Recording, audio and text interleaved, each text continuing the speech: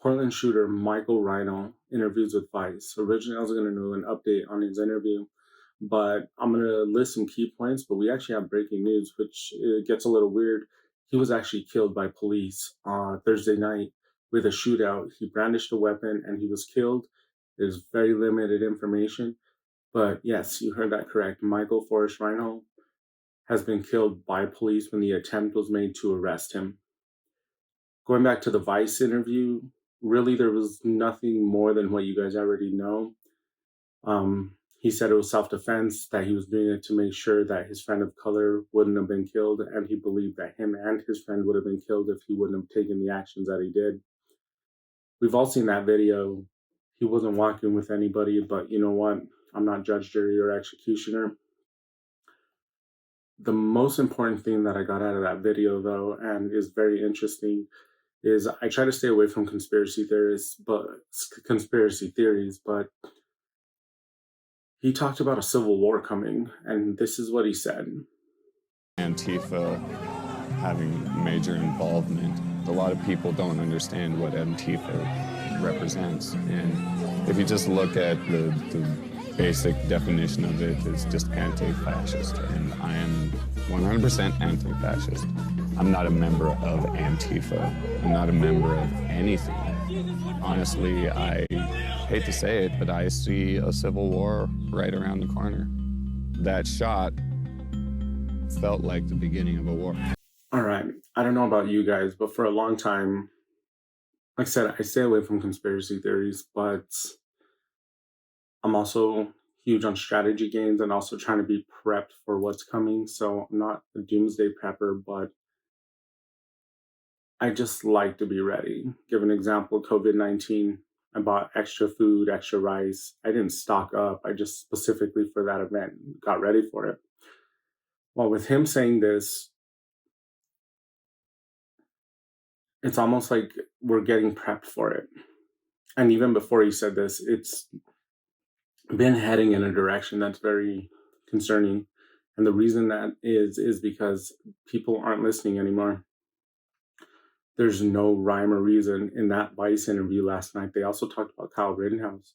And in that, the entire Vice setup of what I watched last night, they painted Kyle Rittenhouse as a murderer and it slammed Tucker Carlson and other media well, Fox. There's not many media outlets for standing behind Kyle Rittenhouse.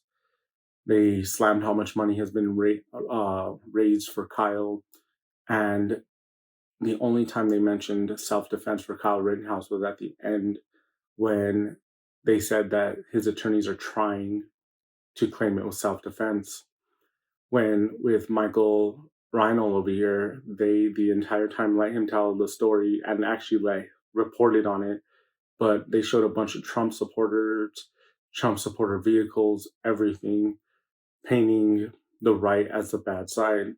So when Michael Rhino comes out saying that he sees a civil war coming, it's more of a question of is that insight to what they are planning for.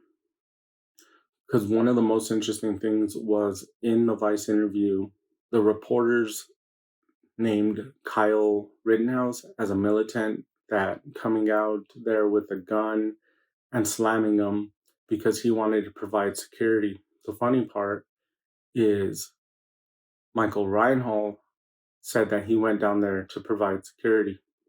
Here's the reporter first on Kyle Rittenhouse, and then what Michael Reinhold said about him getting a call, going downtown to provide security. So, for example, in the Kenosha shooting in Wisconsin, the alleged shooter, who's 17 years old, said that he brought a gun to the protest because he was defending businesses from protesters. And Raynell, for his part, said that he was armed that night to provide security to protesters. So, in some ways, there is this like vigilanteism that's happening. And that's one way to explain what will bring guns.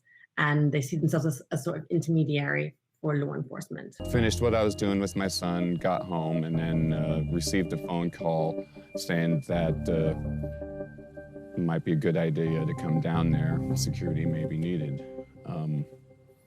not knowing what that would entail. I had no idea what I was going into. And that's exactly how they're building up this narrative. This is how they're building up the story, slamming anyone on the right if you do anything.